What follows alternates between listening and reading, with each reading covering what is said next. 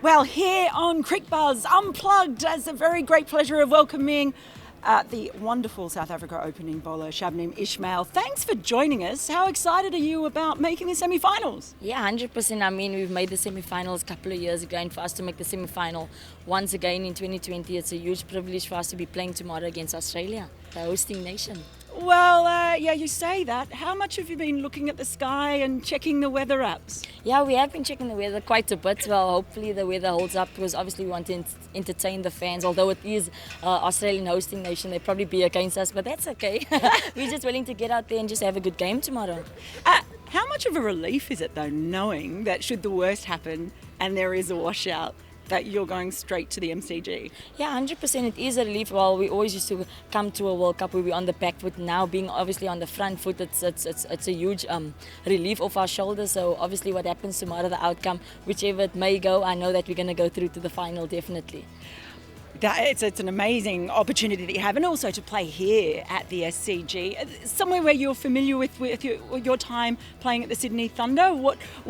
How much of an advantage is that, do you think? Yeah, 100%. I mean, I haven't really played here, to be honest. I haven't played here on this pitch, but from what I've heard from Marisa Cup, obviously, Tane Fanike said it's quite a good pitch, so I'm just excited and willing to get on the pitch tomorrow.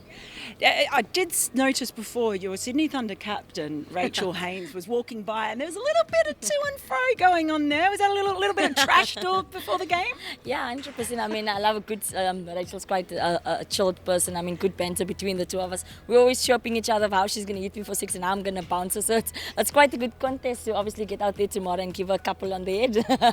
Is she the one who you're really lining up to have a go at, or because there's a bit of batting to go before her? Yeah, 100%. So hopefully we can get the top order out as quick as we can and get Rachel Haynes in the middle there tomorrow.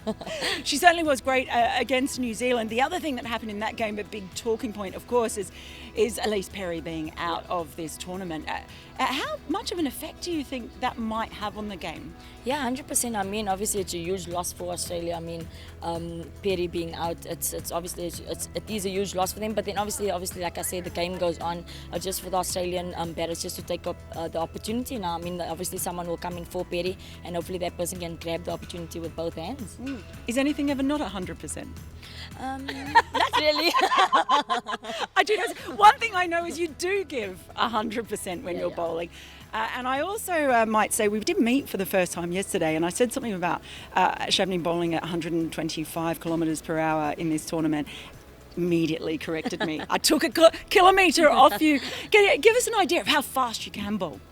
We'll probably see tomorrow. I know the pitch is quite quick, so hopefully tomorrow I can get maybe above 126, 127. So I'm hoping to get there tomorrow, then obviously get a couple of wickets in as well. Oh, well, you certainly will be. And talking of giving 100%, I mean, let's face it, of the top three death stares in women's cricket, there's Katherine Brunt, there's your teammate Marisa Cup, and there's you. That is a pretty wicked stare you've got going on. Is it something that intimidates your teammates? Well, I think it does actually. Well, if people saying that I have a death stare and I'm really winning the battle, I'm hoping so. Well, actually, Sophie Devine actually said once that you need to tell Shabs, you need to put some zinc, because she looks quite scary when she's running into ball. And I had a good laugh at that. And I said, that's just on the field that I look probably so scary, but off field I'm probably one of the naughtiest. Well, I was surprised that you were so nice, to be honest. I thought I was going to be really scared of you. Can you give us what would be the look you'd give me if I just dropped a catch, so like a big wicket, Meg Lanning, I've just dropped her first ball. What's the look you'd give me? You're not going to want to be on the receiving end of that, are you? Is that a thing though, like that white line fever? Do you really get it? Yeah, I think I just get in the moment when as soon as I cross the rope, obviously it just something else just switches on me. It's like I just go into beast mode, and then obviously off the field. I always believe that there's an on and off switch. Like obviously when you're off the field, you take your downtime, you have fun, but once you get over the rope, it's just a different ball game. Now, I'm sure getting to the final is enough of an incentive for you, but I bet you'd like to have another go at bowling to Shafali Verma, wouldn't you? Because you've got to throw out 3 out of 4 times times when you toured India recently. Yeah, 100%. I mean, obviously, if we do happen, I know we're going to make the final. Pretty confident about it. So obviously, I will get to bowl against her, and I'm pretty excited to give a run for money, should I say, rather. So yeah, pretty excited to obviously get India in the final. Hopefully, we get a game tomorrow and see how the outcome lands, whether it's Australia or South Africa side, and then obviously just take it as it comes. Well, if there's one thing I'm very, very sure of, no matter what happens, this woman here is going to give 100%. Thank you so much for joining me. And thank you for having me. That's brilliant. Thank you so much for having me.